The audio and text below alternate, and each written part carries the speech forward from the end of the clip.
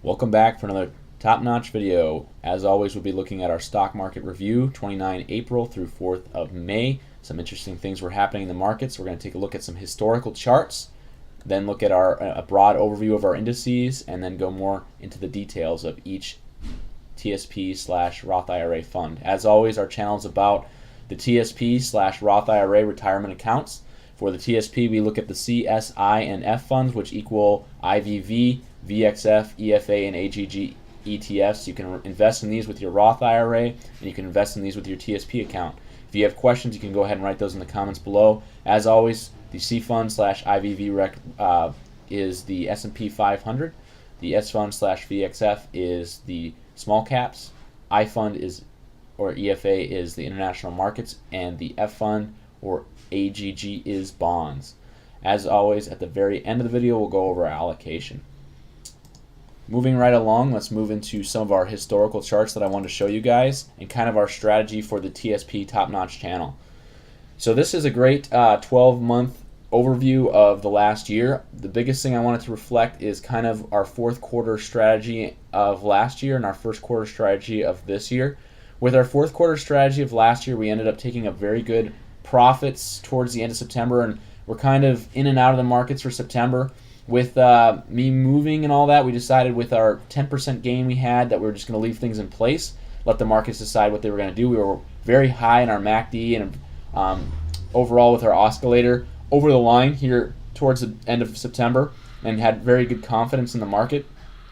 We ended up getting about a 10% loss towards that period, and we were still high above the center line, still had a lot of confidence, even though we ended up losing some of our oscillators and MACD. Moving forward, that being said, we continued on through November, and we really started to saw an additional loss here in December. We stuck with markets all the way through December. We crossed the center line here. That's a big warning sign for top-notch investors, and myself. I guess just me as an investor, because once you cross that center line, you can really start to lose a lot of extra capital. So we want to mitigate our losses here. So we were really looking for kind of a rebound off this really terrible thing, and we started to see that in the beginning of January 19, around the 15th of January. That being said, with that, we wanted to mitigate some of our losses, take some profits, and wait for some of this volatility to kind of work its way out. That volatility never really came. Markets, we had a little bit here, but not as much as we were looking for. We were kind of looking for kind of a head and shoulders pattern, but we didn't really see that. Markets continued to rise. We saw the MACD flip over and our oscillators flip over, and as we got the end of the box, we recaptured our center line, which this is our center line here, which is a very positive bullish sign.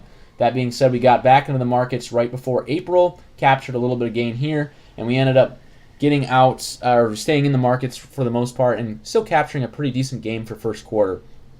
Now, that being said, this channel is not about trying to beat TSP funds. We try to stay on track with TSP funds while mitigating risk.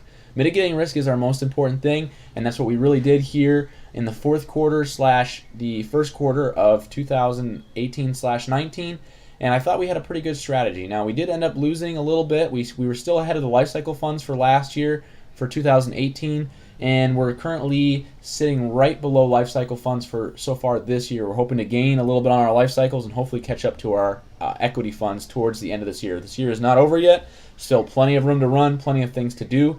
So we'll go with that picture and go from there. But I just want to give you guys kind of an updated picture and strategy for this top-notch channel and what we did for last quarter versus this quarter. That being said, when we move on, we wanted to look at markets and what we had. So here again is what we had for markets. Like I said, we had a new high we had a new high at the beginning of 2018. We had a 10% decline. We recovered very well from that on our TSP funds. We had a new high in September. We were kind of cautious here. We ended up investing and just seeing where markets would take us. That ended up in a result of a 19% plunge. We stayed on through that. With that sharp reversal, we ended up taking that all the way till about here or here, where we decided to capitalize off these losses here and kind of wait for volatility. Never ended up happening. Markets basically recaptured that center line like I showed you in that chart beforehand, and that basically told us it was time to get back into markets and reinvest. So we ended up doing that right around here when we had these declines in here. towards the end of March, right around here, we had this decline. We decided to go with it, and that ended up being very, very well, and that led us back to new time highs. That being said, that's a lot of information to take in, a lot of crazy things that happened in this last year in a 12-month period. Is there any other time in history where something like this has happened? And indeed there is, and I'm getting these charts from CCM Market Channel / stockmarks.com. They aren't my charts. I'm just using their products, which I'm very thankful for, and you guys can check out their channel at any time. I wanted to mention that. I always forget to mention that. But that was our 12-month period here. Where has there ever been another time? We like to look at history because humans end up making the same decisions in markets no matter what time period they are. So if we can find a similar time period of something like these charts here, maybe we can see what happened and where things could go in the future based off probability perspective if we could find something similar to this. So take a good look at this, get it in your mind, and then we're going to take you back in time to a period of 1989 to 1991. We saw some very, very similar things. We had a decline of 10.26%, and then back in 1989 we had a new high, and then we had a sharp decline of 10.21%. We had a sharp rally to an all-time high, and then we also had a decline of 19.84%, and then a sharp reversal after that to an all-time high. So what did people do after this? We were looking at all market participants, active market participants, professionals, amateurs, everybody that is in the market. Where did things go from here back during that time? So that's important to see what happened. We also had the same kind of thing happen. We had a cross here with new all-time highs, headed down with this decline. We ended up getting right up just about below the center line. Then we saw an all-new time high here, kind of like we did in September, and then a sharp reversal, drop below that center line, and then we ended up coming with a sharp reversal again all the way to the top. And this looks like, when we had this decline, looks like a small decline in an ongoing uptrend, and then we had this all-time high, and then this decline here looked like a new counter trend in a downgoing downtrend. And then what happened is we had a sharp reversal from that when we recrossed the center line. It's kind of a rare signal. It doesn't happen very often. This was also the time period, one of the only other time periods where we had two 10% drops within a single year. So that's very rare. But what happened next? Where did people go from here? Like I said, here's this chart back from 1989 versus our chart today. They look very similar from 2017, 18, and 19 to 89, 90, and 91. So all that being said, what happened next? What is the takeaway from this? The big takeaway for this is, as you can see, the charts that I first showed you, our year, we had that new time high here. We had a new time here where these lines are. So as you can see, very similar to back in the day of the 1989 to 91 period. And these declines were about the same as well. All right about the same time period. So people had the same mentality as they were going through this back in the 90s as they did today. Not only just people, but fund managers and everybody else for all market participants. Very, very similar market behavior and patterns.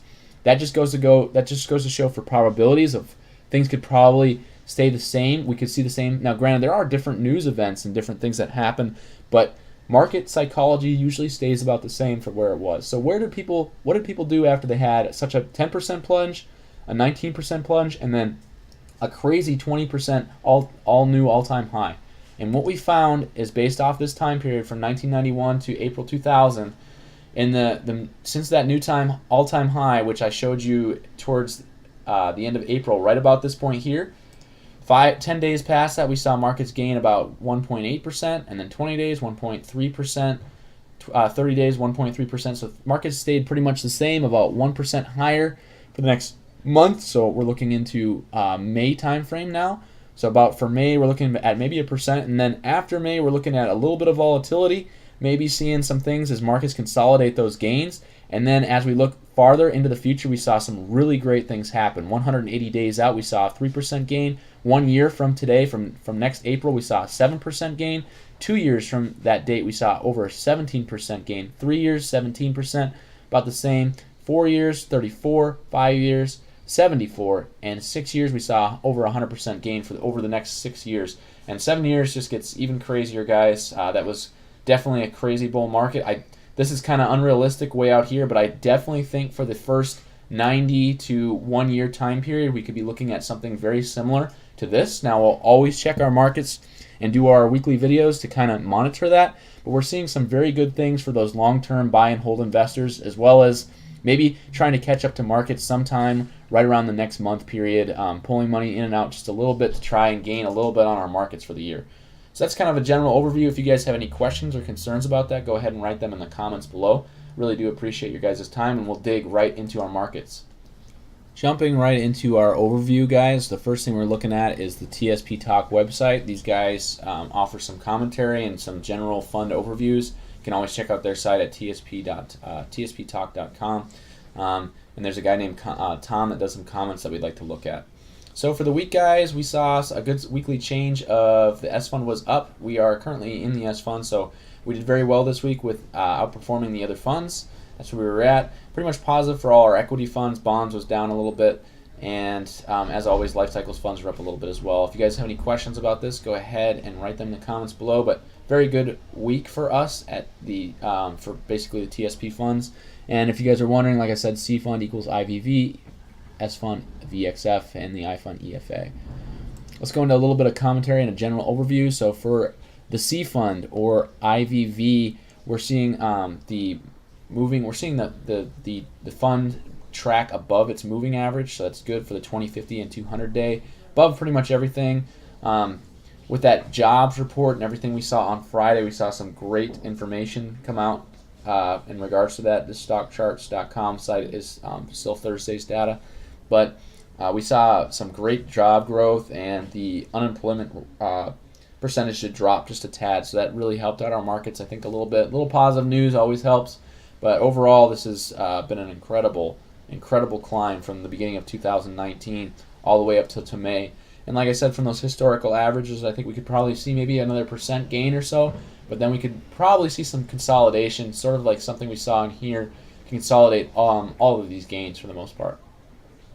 Moving on to our S fund or VXF, we are above the moving averages as well. Keep in mind that we did hit this 20-day moving average, and we did test it, and the next day on Friday we did see it pop a little bit on this as well, and I'll show you that on the next chart, just kind of a general overview.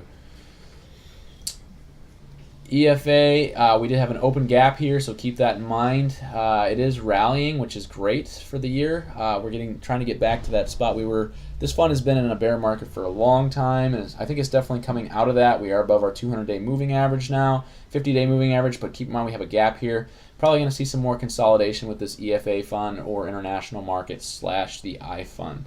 And finally, we have bonds, another fund that I feel like is kind of getting out of a kind of a bearish market. Bonds are not going to be doing as well as stocks because the bond stock ratio has shifted again, like I showed you in those prior charts.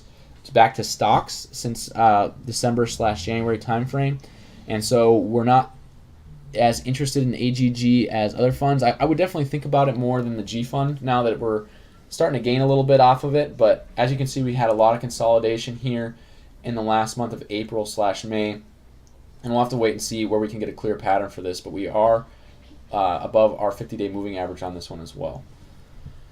Now we can kind of jump into some of our normal markets. The first thing we're going to look at, something new, we're going to look at IYY, and you're like, oh, what is IYY? Well, IYY is the total market index, so it has all of our funds involved in that, every single stock index, and the reason we are showing this is because it shows a good picture of everybody in the market and what they're doing. We're trying to get an idea of what everybody in the market is deciding to do with their money so that we can make our decisions based off probabilities of what they're doing with their money.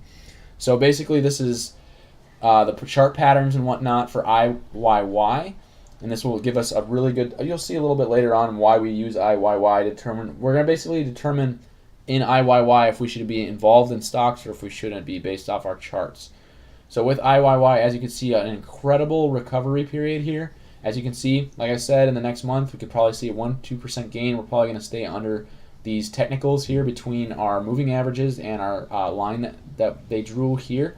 About 1%. It'll bounce around a little bit, and then we can see some consolidation with IYY for the most part. On our charts with IYY, looking at a weekly perspective, we're seeing some really good things here. We were kind of cautious here towards the end of April as we were rolling out towards that period to see if we're going to bounce down here as our oscillator was losing speed. And then towards the beginning of April, it started picking up speed again from 3.78 to 3.34, so we're kind of indecisive. And then 3.90, and then this week 4.08. Usually like to see about 2 weeks of gains, usually on a retest or a back thing, where usually markets always go from negative to positive and then positive to negative. So when we see like a fake out, it's usually a lot shorter than the first one, but it tends to have better gains. So we're 2 weeks into this one. This one lasted 1, 2, 3, 4, 5, about 6. So maybe we'll see 3 to 4 bars rise. That would give us the rest of May, and then that kind of consolidates with our information that we had, that we could probably see some consolidating again before we start moving, maybe even negative territory before we get back to positive. But that's IYY on a weekly scale. On a 2-day scale, we are starting to decline a little bit. We are still above, our blue line is still above our red line. If you have questions about that, you can write them in the comments below. But we use our oscillator and our lines to kind of determine our probability of being in the market. So with a good IYY reading and weekly funds being up, that's a good sign that we should be invested in our TSP equity funds, and we are. We'll start with IVV, and we'll look at our kind of forecast, or not forecast, just our probabilities of where we should be at with IVV. IVV, another really positive sign above all our moving averages. This 50-day is no longer flat. It's starting to turn up here, which is a real positive sign. We're above our moving averages and above our technical lines, way up there. Probably for May, we'll probably see, like I said, we're looking at maybe small gains here and there, and then probably looking at some consolidation. We got to consolidate from this massive move here. That is an incredible move here, and like I said, we had a decline here. We saw some consolidation. I'm looking like something like this for this massive gain that we had here. I thought we might have saw that back in January for the gains we had here. We saw maybe a little bit here, but not really. Markets continued to just explode, and now that we're above all our moving averages, that is another positive sign that this market is still in a bull market and still moving forward without any repercussions of that. So that's really good. On our charts, on a weekly scale with our oscillator, we moved from 3.74 back towards April 18th to 3.90 to now in May of 4.0. So we are definitely increasing with IVV. That is a positive sign. On our 2-day charts, probably see a little bit of a decline here, but we're still above, the blue is still above the red line. Just keep that in mind. Like I said, we probably could see maybe one more. Usually with a fake out on a weekly chart or any weekly chart, we see about whatever half the bars are from the previous one. So like I said, 1, 2, 3, 4, 5, 6. We'll probably see 3 to 4. We're already, where are we at with this one? 1, 2, no, that didn't count because we went down. So 1, 2, so we're seeing 2. So maybe 2, 3 more weeks of this, and then we'll probably see some consolidation. That's not a prediction, just based off of probabilities of what I've seen in the markets in the past. Moving on to our next chart, that will be VXF or the S fund. With the S fund, we are above our moving averages, which is excellent, but we are below our line here. We're hoping to see a breakout here, maybe see it get to new highs. I'd really like to see this chart get to new highs before it reconsolidates some. May would be the month to do that, so we'll have to see if we can pump that out for May. Like we saw with IVV, also getting very close to new highs.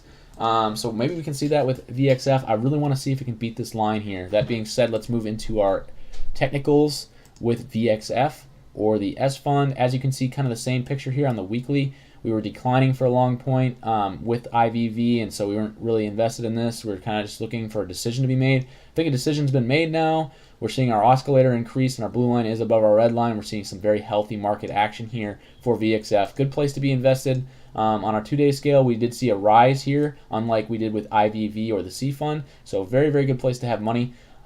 Based off of Friday's close on our 2-day oscillator chart, we're doing very well. We're seeing a rise here again. Line has been just indecisive for all of April. So really hard for me to make a decision on charts, guys, and patterns when I'm sitting right on the line here. I need a positive or negative thing to really make a decision based off of the technicals and the way I have my chart set up. So this is difficult for me to make a decision on based on our 2-day chart. A little bit better on our weekly chart for decisions, but I still don't like to see that declining market. I'd rather be invested when things are going up gives us more of a probability of us being right, because you can never be 100% right or wrong, but when things and people are making the right decisions, that means, and you put your money in, that's when we want to put our money in harm's way, when things are going up versus when they're going down, obviously. But obviously you want to do that when everyone else is making the right decisions too. And so we just want to be cautious with that, but we're seeing some great incline here from 1.94 to 2.31.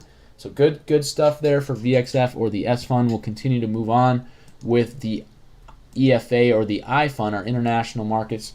International markets, we saw a lot of consolidation. Another really big move, not as big as a move as some of our equity funds, the U.S. equity funds, but still not a bad place to be. It's good to see this fund trying to find a bottom and be done with the decline. We did break through a trend line here, so that's something to be cautious about, but we are above our 200-day moving average. Keep in mind, our 200-day moving average was in the decline for a long period of time.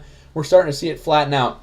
Hoping to see some consolidation here with EFA or the I fund before we move into possibly doing better with that.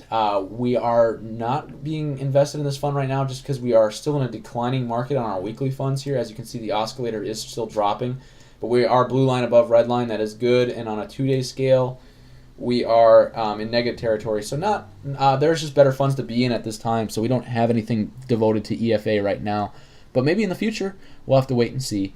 That being said, let's move on to AGG. This is our bonds fund. Another fund that was in a declining fund off our 200-day moving average. Really cautious when these things are declining on a 200-day moving average. Saw a big change towards the end of December here. We're now increasing on our 200-day moving average. Our 50-day and our 20-day are above the 200-day, and our market price is right on that too. I think there's lots of room to run here. As you can see, we have a really healthy, positive blue and pink channel that this line is in. I could see some positive growth here for the future.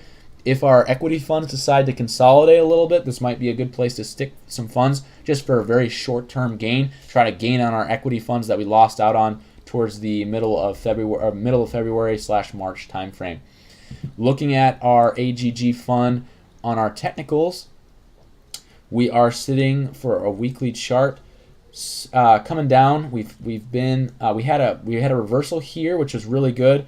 Reversal did not last that long at all. Usually a fake out doesn't last as long as when it is in a positive market. As you can see, usually it's about half. This one didn't even last half. This was 2 bars, whereas this one was about 6 to 8 bars. So very short. We did invest a little bit here. We caught a little bit of those gains, not much. And then once we saw this decline, we went back to our equity funds on the top-notch channel. That ended up working out well for us. This fund is starting to go down towards the negative. Has not yet, but we're starting to see some negative territory here. Not a place to be at just right yet. I don't know if we'll break. We are starting to see it break the trend line here. We could see some consolidation from these large gains here in March. So just something to keep in mind. A lot of consolidation. Not a place to really have your funds right now. I would keep them in the equity fund, especially that VXF or the S fund, where is much better sight picture on some of these funds. On a 2-day scale, let's look at that really quick. We're still seeing, coming out of the decline, a lot of consolidation here, but somewhere I just would not have our funds right in the middle of the Bollinger Bands. Maybe if we start to see equity funds start to consolidate towards the end of May, we get a little less better sight picture on our probabilities. This might be a place to stick a percentage of our capital, try to get a little more gain, a little oomph out it for the end of May/June time period. That being said, that is all of our funds for today. For the week, we have, as always, we have our funds here. We go over CSI and F funds, or IVV, VXF, EFA, and AGG, and always just give a little market overview and guidance based off of what we see or what I see in the markets.